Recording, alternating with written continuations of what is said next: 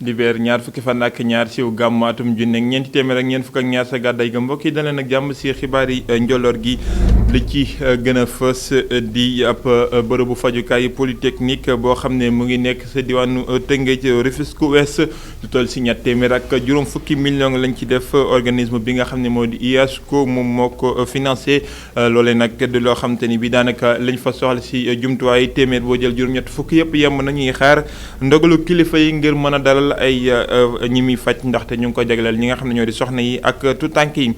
ñu wax ci leneen di wàllum politique sëy bi dox diggante Idrissa Seck ak ki nga xam ne moo di Macky Sall jàngatub ki nga xamante ni bii moo di docteur bi nga xamante ni bii moo di Ousmane Khouma moom nag nekk jàngalekat ci université Cheikh Anta Diop bu Ndakaaru faculté bi yëngu ci wàllum yoon ak yoonal nee na nag li nga xam ne moo ko lal yëpp nag sumb ko moo di ay calcul ak ay jeu d'échecs comme ni ko nasaraan tuddee waaye nag jeexital ba fi ñu ko mën a jàpp moo di élection présidentielle yi ñu dëgmal atum 2024 moom docteur Ousmane Khouma moo nekkoon gan ak Mamadou Ibra Kane ci émission bi ñu duppee jeudi dimanche wàllum artisanat ak lépp loo xam ne mooy yëngu ci lu ni mel di liggéeyum loxo am nañu ministère bu yees boo xam ne moom lañ leen jagleel ñoom kott nag loolee di loo xam te ni bii rafetlu nañ ko bu baax a baax di ñaan jéego yi ñu gën ko yokk ci wàllu woowee te gouvernement bi gën leen a mën a taxawu mbokk yi li moo ci gën a fës yaatal gi nees kiis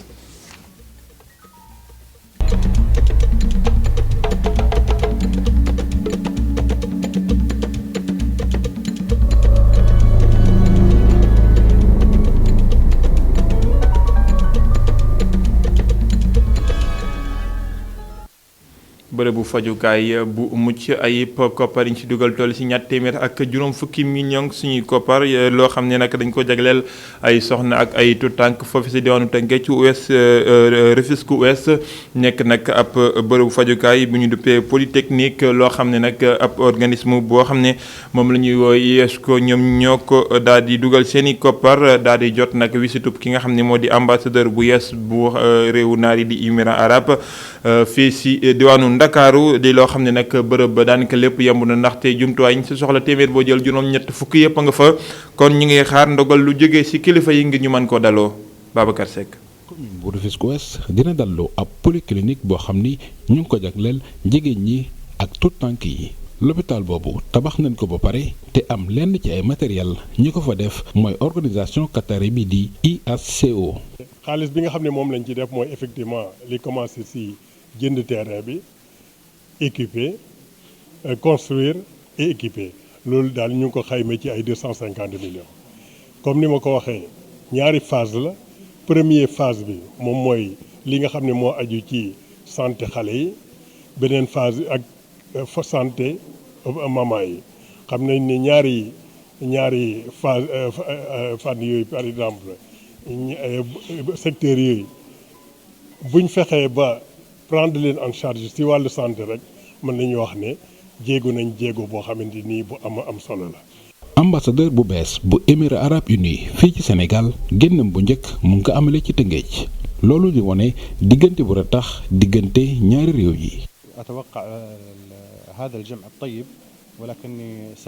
li ñu fi dajale tey mooy wone cër bi nga xam ni Émirats arabes unis am na ko ci Sénégal lëkkaloo bi dox. ci sunu diggante ñaari réew yi bokk ci gën a dëgër ci Afrique en tant que ambassadeur Émirats arabes unis dinaa gën a liggéey ngir diggante ñaari réew yi gën a ratax. commune bu Rufisque Ouest bi nga xam ni polyclinique bi foofu lay nekk maire ba mu ngi xam le ni dinañ jàpp bu baax ci yorin bi. lépp loo xam ne maire bi mën na ko ci dina ci jàppale ñii am nañu moyens yi sax ndax du tey lañ ko jëkk a def mais nag. kenn duñu dimbali ba pare ñu ngi téye suñuy loxo lépp loo xam ne mën nañ ko ci aussi dinañ ko ci def. ambassadeur bu Émirats arabes unis dina waxtaan ak kilifa yi yor wàllu wér-gu-yaram ci réew mi ndax paj mi mën a tàmbali ci ni mu gën a gaawee ci polyclinique bu bees boobu. Babacar Seck jamono jooju nag li wéy di ub bopp njaboot yi ak ñi nga xam ne ñoo di kilifa yi réew mi moo di tutànk yi jël gaal yi wutali bi ci réew loolee nag ki nga xam ne moo di président mouvement bi di ADEM di Cheikh Issa Sall mu ne lu ñu mën a ñaawlu la waaye tamit bu ko kenn layee ne ñàkkum xëy dafa am si réew mi teewul nag ñuy sensibiliser di delloo si xelu ndaw ñi ba mën a toog fii si biir réew mi ay kàddoom ñu teewlu ko si micro Mountaga Kane. parce que ñu bëri dañuy wax naan ay dañuy dem parce que amuñu liggéey mais ñun de fii li ñu fi gis moom si wàllu surtout wàllu dëkku géej gi dëkku ndox yi nit ñi demuñu parce que amuñu liggéey parce que man am na ay mbokk yu bëri ñu ma jege ñoo xam ne dem nañ te bi ñuy dem bàyyi nañ fi ay gaal bàyyi nañ fi ay moteur bàyyi nañ fi liggéey bàyyi nañ fi situation boo xam ne vraiment nit mën na si toog sutur la waaye malgré tout bàyyi nañ ko fi ñu dem kon ñooñu mënuñ wax ne dañoo dem parce que amuñu liggéey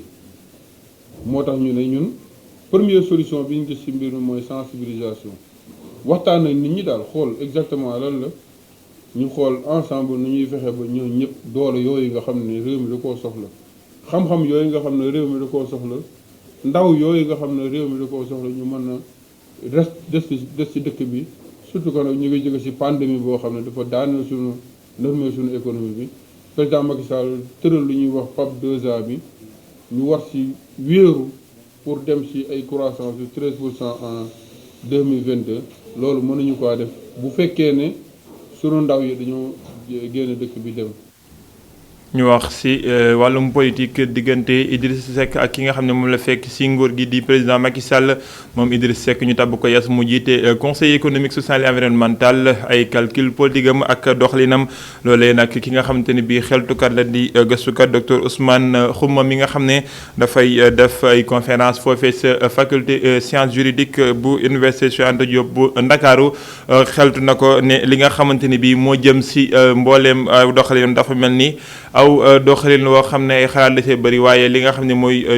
jublaay gi dëgg du dara lu dul egg ci élection présidentielle yu atum 2024 dinañ ci del si bala ñoo yëkkati jataay xibaar moom ci boppam ki nga xam ne moo di docteur Khouma li nga xamante ni bii yëkkati na ko ci ay kàddu it ci doxalin njiitu réew mi président Macky Sall du ñàkkit moom it dinañ ci dikk ci li nga xamante ni bii moo di ci biir xibaar yi bala moo buur ñu wax ci woote bi nga xamante ni bii nag ñi nga xam ne ñoo di artisans yi ci réewum Sénégal woote nañu ko ginnaaw ba nga xam ne nag am nañu ab ministère bu yees boo xam ni ñoom lañ leen jagleel ñoom kott loolee nag nekk loo xamante ni bii yees na ci gouvernement bi ñu sampaat ndax gulet la boobule ministère ñu jagleel ko ñi nga xam ne ñoo yëngu ci wàllum liggéeyum loxo menuisier yeeg ñu ni mel ak mbooleem ñi nga xam ne artisan lañu ak secteur informel bi ñoom nee nañu nag loolee lu ñu rafetlu la waaye tamit ñu ngay gën a ñaax ñi nga xam ne ñoo di nguur gi ñu gën a baral seen i jéego ci wàllu boobee ba it seen liggéey gën a ñoŋ Moussa Fall ak Omar Kane ñoo leen seeti woon. ay menuisier lañu ak ay tapissier consommé local bu njiitu réew mi di woote ñoom de sentiruñu ko benn yoon pourtant ci atum 2017 ci wàllum projet mobilier national entreprise artisanale yi jot nañu lu toll ci 65% ci commande publique bi. loolu jëwriñ bi yoroon wàllum artisanat mi fi nekkoon moo ko xamle waaye menuisier yi ak tapissier yi daanaka gisuñu ci lenn. gisuma jàppale man gisuma jàppale de parce que fii nii ñu ngi fi woon di taxale am na ku fi ñëw ne daf ñu fiy jëlee fii nii rek am na ku fi ñëw barki dem corona bee tax ma affaire bi calmé mais ñi ngi koy wax président mu bàyyi ñu fii mu defaral ñu ko ba mu baax ñu toog fi ñun grève wuñu le président bàyyi ñu xel bu baax. mooy ci côté importé bi dugg ñu jéem ko téye jéem a favoriser local bi Sénégal yi di ko consommer comme ni ñuy demee ay Dubaï wala di dem ay Chine di jënd ay valeur 1 million 3 millions 4 millions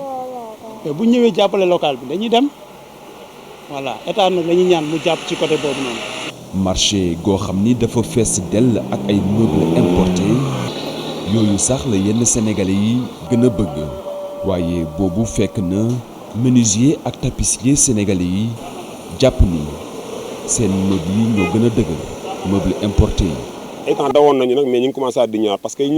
bi ñu mujjee dem di xool ay importé yi yàggul du yàgg lii mën na durer gisoo kii bi nga gis nii bu bees dañ koy réparer nit ñoo ko defaroon ëpp na 10 ans lii ma toog nii xoolal tissu bi xotteekuwul fet lii mën na durer gisoo kii bi nga gis nii bu bees dañ koy réparer nit ñoo ko defaroon ëpp na 10 ans lii ma toog nii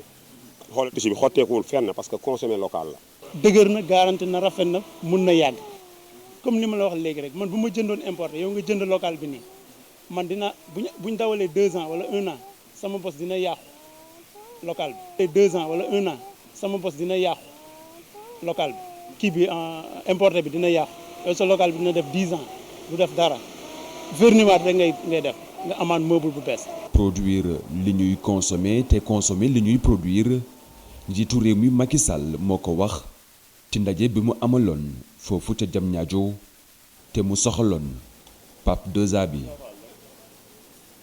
keneen ku bëgg ñu consommer li mu produire di Thierno Alassane Sall li mu produire di ab livre boo xam ni moom la bind ni ki démb nag la ko doon saabal di ko fësal si mbooleem ñi nga xam ne ñoo fa teewoon boobu la livre nga xam ni moom moo ko bind Thierno Alassane Sall mi fi nekkoon jëriñ yor wàllum énergie nekk jamono ji nag ki jiite parti bi ñu duppee République des Valeurs dellusiwaat na bu baax a baax si li sabab boobu la livre ak li nga xam ne moom la wund ay kàddu ñu teewlu ko si micro Souleymane Beng. Après mon départ de gouvernement, je me rends que je suis en face d'une conspiration du silence. gannaaw ba mu génnee ci gouvernement bi laa xam ne ñoom ñooñee ay kuréel la yoo xam ne ay defkatu ñaawteef dañ mafia rek wala sax lubal moo leen tax a jóg man mi nga xam ne maa nekkoon dëruñ duñ dënk lépp lu jëm ci wàllu énergie maa nga fa woon waaye gannaaw ba mu fa jógee laa gis rek ay rapport yoo xam ne IGE moo ko génnee ci ñaar fukki fan ak ñaar ci weeru mai ci atum 2017 rapport yoo xam ne ñu ngi ko bind ci atum 2010 rapport yooyu sax ki jiite woon Petrosen ak it ki jiite woon hydrocarbure ñoom ñëpp daanaka jotoon nañ ci te man mii boobee xaw ma ci woon dara donte ne ñoom ñooñee laaj naa leen lu bëri ci mbir mi waaye indiwuñ ci benn tontu gannaaw ba ma ci jotee laa sax jéem a woo assemblée nationale wala sax ñu yóbbu mbiri ci yoon ngir rek indi ciy leeral waaye kenn tontuwuma ci laata sax scandale bi di feeñ ci atum 2019 ak BBC. Jusqu'en 2018 quand il y aura le scandale ou 2019 quand il y aura la BBC. naqar dëgg la ñu gis ci kanamu mbooleem jullit yi teewoon ni ki démb ci place de la nation ginnaaw bi nga xamante ni bi rassemblement islamique woote nañu boobu leen ndaje ngir ñaawlu mbooleem gàkk-gàkkal yi nga xam ne ñu ngi koy teg ci derul islam rawatina li nga xamante ni bi mu mujj am sa diwaanu tugal di ay caricature yoo xam ne mu ngi tukkee foofee nag li gën a yokk sa xarma kawar wala li gën a yokk ci sawara ci diwlin moo di kàddu yi Emmanuel Macron mi nga xam ne mooy njiitu réew mi président France mi wax ne du ñu dellu ginnaaw ci yooyu les caricatures ñi nga xam ne nag ñoo di julliti réew mi ñoom ñëpp nag daje woon foofee ci place bu ñu duppe woon obélisque ngir ñaawlu ni mel ci teewaayu tamit yenn ay woyu politique waaye tamit ci teewaayu suñu ndaw Boubacar Dieng ak Seydina Mbaye. ñoom ñëpp teew nañu fii tey jile bàyyeekoo ci gox ak gox-goxaan yi nekk ci Sénégal yëpp bokk itam ci tarixa yëpp ku ci nekk sol lu weex ci mbooloo mi am nay jullit am na itam ñu bokk ci jàngu bi ñi nga xam ni nag seen xol dafa gaaw a tooy mënatuñu téye seen bopp mbooloo mi yëpp nag li leen fi indi mooy wane seen naxar ci kàddu yi Emmanuel Macron yëkkati jëm ko ci nataal yi ñuy def ci yonent yàlla Muhammad. Turquie wàcce na ci mbedd mi Qatar Indonésie Libye Algérie waaw ñun Sénégal est-ce que am nañ droit fu ñu dem ci gàmmu yi fu ñu dem ci màggal yi ak ziyaar yi di fëgg suñu dënn naan téeméer boo jël juróom-ñeent fukk yi ak juróom ay jullit lañ nous sommes 95% de musulmans est-ce que am nañu droit fu ñu dem ci màggal yi ak ziyaar yi ak gàmmu yi naan innamal mu'minuuna ixwa jullit yëpp ay mbokk lañ est-ce que am nañ droit mu yem ci wax rek yàlla daal di indi situation nag ne danaa nattu le peuple sénégalais ndax li ngeen di bàkkoo di ngeen ko jëfee wala déet. kii di njiitum réew mi nag Macky Sall daal nañ koy yónnee ab benn bataaxal ngir mu teew ci bile ndaje wante di moom moomulee kenn gisu ko fi te itam yónnee fi benn ndaw. Ce que nous avons fait de notre devoir, c'est de lui envoyer une invitation. ñun li ñu war def nañ ko mooy bind nañu invitation yónnee ko ñun nag ñu ngi xaar noppeeguñu bu ñëwee ñu xam ne ñëw na bu ñëw lut ñu xam ne loolu la waaye ñun li ñu war def moom def nañ ko ba noppi. S'il vient, on saura qu'il a répondu à notre appel. njiitu Pastef di Ousmane Sonko teew na ci bile ndaje rassemblement des Sénégalais contre l'islamophobie di xam ne nañu wëyal seeni ndaje fileek ki nga xam ne mooy njiitum réewu France tegguwul kàddu yi muy wax si ne nañu wëyal di amal ay nataaluk yonent yàlla Muhammad. ñu ngi leen koy wax léegi si wàllum politique diggante Idrissa Seck ak Macky Sall li nga xam ne moo dox seen diggante di lambisoo gu yees goo xam ne tax na ki nga xam ne moo di Idrissa Seck bu jiital parti Rewmi moom la ñu jiital si bopp conseil économique social et environnemental mel ni nag am na ay lambisoo yoo xam ne moo dox si ginnaaw si gis-gisub ki nga xam ne moo di docteur Ousmane Khouma mi nga xamante ni bi conférencier la si faculté bi jàng wàllum yoon ak yoonal si université Cheikh Anta Diop bu Ndakaaru lambisoo googee nag mu ne amut lenn loo xamante ne bi moo di jubluwaay ga lu dul élection présidentielle yi ñu dëgmal atum 2024 teewul nag mu jàpp ni président Macky Sall tegagul ci suuf li nga xamante ni bi moom la ñu bëri jàpp moo di gis-gisam bi nga xam ne am na ko wala bëgg-bëggu am ñetteelu mandat loolee mu ngi ko saabal ci kanamu Mamadou Ibra Kane ci émission bi ñu duppee jour du dimanche jukki la ak Abdourahmane Ly. Idrissa Seck Macky Sall Idrissa Seck palup njiitu réew mi ci ki nga xamante ni moo jiite parti bii di réew mi ci boppu conseil économique social et environnemental doon na li nga xamante ni doonoon na actualité ci ayu bés gi ki nekkoon ci kujje gi nekk tey ki nga xamante ni moo di ànd ak nguur gi muy lu docteur Ousmane Khouma jàpp ne coup de maître la ci ki nga xamante ni moo di njiitu réew mi Macky Sall ci li mu tuddee diggante ñaari ñi jeu d'échec boo nga xamante ni pari bi moo di élection présidentielle u atum 2024. Alors Idrissa Seck pouvait choisir soit le statut du chef de l'opposition. booy seet ki nga xam ne mooy Idrissa Seck ñaari option la amoon bu njëkk bi mooy mu doon li nga xam ne mooy jiite opposition bi wala beneen option bi mooy fexe ba dugg ci gouvernement bi te nekk ñetteelu personnalité bu réew mi moom nag option bu mujj bi la tànn. te booy seet parti réew mi dafa doon parti bu am doole ci wàllum élection te xam na la mooy élection te li ni mel jàpp naa ne war na mën a indil lu bari coalition Benno Bokk Yaakaar ci élection locale yi nga xam ne moom lañ dëgmal waaye nag lu jëm ci wàllum 2024 man jàpp naa ne Idrissa Seck bàyyiwul ba léegi mbébétam nekk li nga xam ne mooy président bu Sénégal loolu nag foog ñu xaar ñetti at yi jeex rek ngir ñu xam ba xam moom wala njiitu réew mi ñooy diriger li nga xam ne mooy coalition Benno Bokk Yaakaar waaye lu ci mënti am rek mooy daal foog ñu xaar ba mbir mi jege si ngir ñu xam luñ ci mën a jàngat. ou pas là aussi c'est l'avenir qui nous dira. mu wuute xalaat kon ak ñu bëri ki leen nga xamante ni maître de conférence la ca faculté des sciences juridiques et politiques ca UCAD jàpp na ni ki nga xamante ni moo jiite parti réew mi xalaatul woon ginnaaw benn yoon yéene gu moo amoon si jiite réew mi. daanaka Idrissa Seck mi ngi fàttaliku ay leçon wu kii nga xamante ni moo nekkoon royukaayam di Pape Diouf moom maître Abdoulaye Wade nga xamante ni ci atum 1991 nekkoon na ministre d'État ci wetu njiitu réew ma woon di Abdou Diouf ci ab gouvernement élargi. L'entrisme d'Abdoulaye Wade avait. ku fi nekkoon nag njiitu réew bu Sénégal di Abdoulaye Wade ba muy dugg ci gouvernement bu Abdou Diouf loolu am na lu bari lu mu ko mayoon parce que booy seet ci gannaaw li ni mel Sénégalais yi xam ne moom. war na mën a nekk nitu jàmm te tamit war na mën a doxal lu jëm ci wàllum état te Sénégal yi dañoo bëgg loolu yëpp ci nit koo xam ne dafay jiite réew moo tax ñu téye ko seen bopp Abdoulaye Wade ci noonu la jaaree ba fexe ba jël li nga xam ne mooy nguur gi. chance d'être élu. pouvoir présidentiel bu ëpp doole yeneen pouvoir yi loolee la kii nga xamante ni maître de conférence la ca faculté des sciences juridiques et politiques ca UCAD seetlu nee na fii ci Sénégal. wante docteur Ousmane Khouma ngi yégal présence wala teewaayu électorat bi maanaam askan wi wote nga xamante ni ci ay kàddoom duñu nangu benn yoon lii di ay dérapage. Abdourahmane Ly docteur Ousmane Khouma jàpp na ne doole li njiital réew mi président Macky Sall am dafa bëri lool jamono ji nga xamante ni bi daanaka mën nañu duppee ci régime bi ñu nekk régime présidentiel doole li ko conseil constitution bu réew mi jox bëri na lool te mën naa indi ay yeneen rëq-rëq ci wàllum doxalinu réew mi ay kàddoom ñu teewlu ko ci teewaayam ak Mamadou Ibra Kane. La difficulté que nous avons.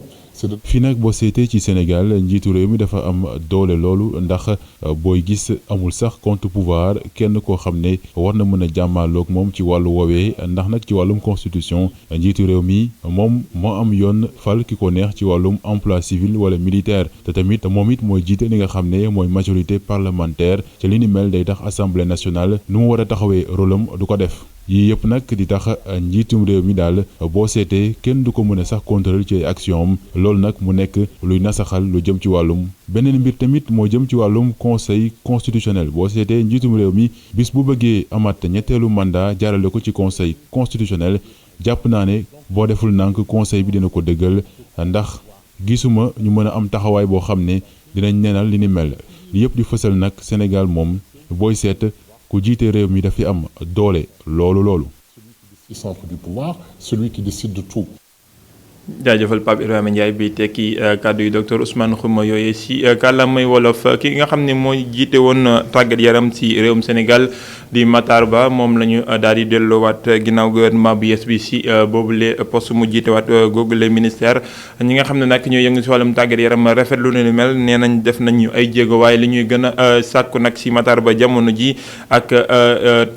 leng yu yees yi nga xam ne moom la yoraat moo di mu daal di nag gën a def ay jéego ba ay jumtuwaayu tàggat yaram gën a bëri wasaaroo fii si réewum Sénégal bu ko defee mbooleem ñi nga xamante ni bii ñoo yëngu si wàllum tàggat yaram si lu feccanti ko ku nekk mën a gis si sa bopp si googale wàll ñooñee di ñoo xamante ni bii dañuy yëngu si wàllum tàggat yaram daal di saabal wala bon fësal seen i mbëbët yooyu si micro ki nga xamante ni bii moo di Aminata Ba ak Souleymane Beng si bile reportage. terrain diso bu amitié ndaw yu ñu fa fekk ñuy rafetlu lu ñu delloowaat Matar Ba ci boppu ministère bi yore wàllub tàggat yaram. waaw dañuy kontaan rek si tàggat biñ ko tabaat noonu dañ si am mbégte. waaw parce que ñun ñëpp gis nañ liggéeyam ne dafa rafet liggéey bu rafet la liggéey selon si sport bi ñëpp rafetlu nañ ko si waaw sport yëpp quoi Sénégal gars yi gis nañ ne liggéey na ba pare il est compréhensif si côté yëpp. ku nekk dalay jox sa àq. waa ji di sàkku ci jëwriñ bi ngir mu gën a farataal tabaxay stade. waaw defaraat stade yi xam nga football moom dëkk bu waree dox foog nga defar stade yi kon ay lu mel ne stade Demba Diop tëj nañ ko 3 ans xaw ma 4 ans dafa bëri quoi nañ defaraat stade Demba Diop defar yenn terrain pour xale yi gën a mën a am fu ñuy fowee xam nga dëkk moom bu yaatoo rek dina bëri footballeur quoi te da nga koy xool ba si côté Dakar bi nii Dakar ville nii léegi kon banlieue bi. ay wala si région yi ay Thiès ñooy ëpp jour que Dakar parce que fii amatul terrain pratiquement fi nga taxaw nii rek mooy am benn terrain ñun Grand Dakar la ñuy jógee ñëw ba amitié pour football si loolu du yoon quoi. étudiant bi di sàkku ci Matar Ba ngir daal di yemale xeetu tàggat yaram yi am fii réew mi yëpp. modernise davantage le sport sénégalais en général que ça soit le football. sunu tàggat yaram yi dañ leen war a moderniser maanaam fexe ba ñu mucc ayib su mel ni làmb basket bala sax football tàggat yaram yi nag amul benn boo xam ne moo raw moroomam looloo tax dañoo war a itam fexe gën leen a dooleel. ne serait-ce que valoriser cela. Matar Ba nekk jëwriñ bu yore wàllub tàggat yaram bu gën a yàgg ci maxaan boobule askan yi ñu tàllal suñu micro nag di ko xaar rek ngir mu yóbbu tàggat yaram bu Sénégal fu sori lool.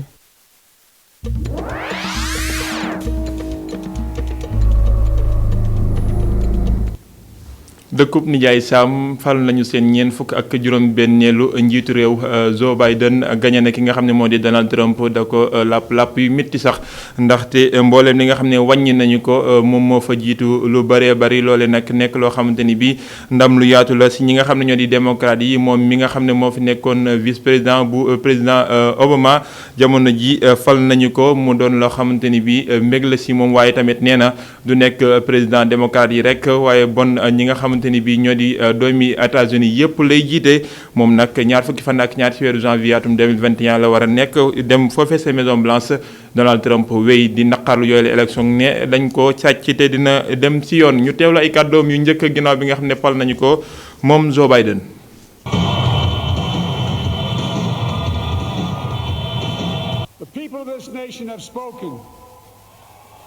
askanu suñu réew moo wax moom moo ñu jox li nga xamante ni moo di victoire bi mu di victoire bu leer nañ bu amul benn sikki sàkk mu di victoire bu ñun ñi nga xamante ni ñoo di peuple bi ndaxte ñoo gagné ci lu ëpp ci ay voix muy mbir bi nga xamante ni mësuñu ko jox ab candidat bu bëgg a falu ci boppu réew mi maanaam juróom-ñaar fukk ak ñeenti millions yi voix du mu leen nëbb nag ni mbir mi daf ma bett loolu ndax tey jii fépp ci réew mi wala sax ci àdduna gi mën nañu gis ni ñëpp a jug ngir wane seen mbégte ak it seen yaakaar bi nga xamante ne am nañ ko ci ëllëgu réew mi wóolu bi ngeen ma wóolu nag tax na tey ma gën a wàccee sama bopp benn mbir moom dinaa leen ko promettre mu di ne dinaa fexe ba gën a boole li nga xamante ne moo di américain yi féewale moom bokkul benn yoon samay mission du man maay ki nga xamante ne day gis ay état yu xonq ak ay état yu bleu mais lenn rek mooy doon li nga xamante ne moo may soxal muy États-Unis d'Amérique dinaa fexe ba liggéey sama kéemtulaay kàttan ak wóolu bi nga xamante ne askan wi wóolu na ma ko. Only sees the United States. Ndeysaan Donald Trump ñu wax ci moom Joe Biden ki nga xamante ni bii moo fi nekk jamono ji ñeent fukk ak juróom-benneelu président bu États-Unis nekk loo xamante ni bii nag topp na ci ginnaaw ñaari yoon donte nag lajj na ñaari yoon waaye teewul nag mu wéyal ak pas-pasam wéyal li nga xamante ni bii moo di dogoom ba yegg ci bopp réew mi nga xam ne moo ëpp doole ci àdduna bi di Amérique loole nag di loo xamante ni bii jaar-jaar yu bari la moom ay jaar-jaaram ak nataalam Joe Biden ñu ànd seeg Boubacar Dia. Joseph Robinette Biden Jr. ñu gën koo xam ci Joe Biden mu ngi juddu ci ñaar fukki fan ci weeru novembre atum 1942 ci Scranton ci dëkk bi nga xam ne moo di Pennsylvanie nekk ci États-Unis Joe Biden doon ku yàgg ci politique mu ngi tàmbali carrière politique am sax ci atum 1972 ci la doon sénateur bu état bu Delaware mu ngi amoon ñaar fukki at ak juróom-ñeent mu nekk ci poste boobu ba ni muy doonee vice-président bu Barack Obama diggante 2009 ak 2017 ci atum 1988 nag Joe Biden samp ndëndëm ngir doon candidat démocrate jëm ci paluku njiitum réew mi wante loolu mujjita antu ci atum 1973 ak 2009 mu doon sénateur fédéral bu diwaanu Delaware Joe Biden jiite na itam comité judiciaire ak criminel bu chambre haute du congrès diggante atum 1987 ba atum 1995 ñu delloowaat ko ci boobule poste ci atum 2001 mu daldi fay jóge ci atum 2009 gannaaw yoon yu bari yoo xam ne Joe Biden jéem naa doon njiitum réewum Amérique loolu le antuwul ren ji nag ci la samp ndëndëm doon candidat démocrate bi daan ki nga xam ne moo fi nekkoon njiitum réew di Donald Trump Joe Biden am fi mu toll nii juróom-ñaar fukki at ak juróom-ñaar doon ñeent fukk ak juróom-benneelu président bu réewum Amérique.